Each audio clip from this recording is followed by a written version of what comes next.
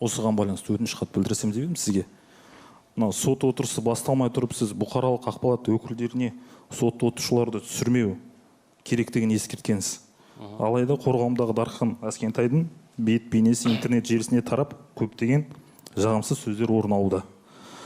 Тергеу кезіндегі жабаулы бейне таспасын Дархан Аскентайдың бет әлбетін монтаждамай бүкіл қазақ халқына көрсеткен болатын.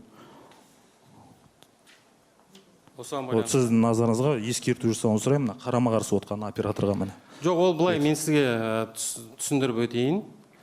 Алдын ала тыңдау сот отырысында бұл сұрақ қойылған. Сотталушыларға қайсыларын бейне жазуға түсіруге болады деп көрсетуге.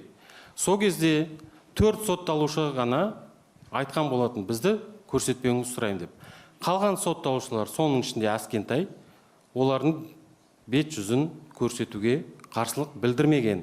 Сондықтан сот, ол сот тергеу кезіндегі бейне жазбалары, басқа сотталушылардың, қарсылық білдірген сотталушылардың қатысуынсыз өткізілген бейне жазбаларды сот көрсетуге шешті.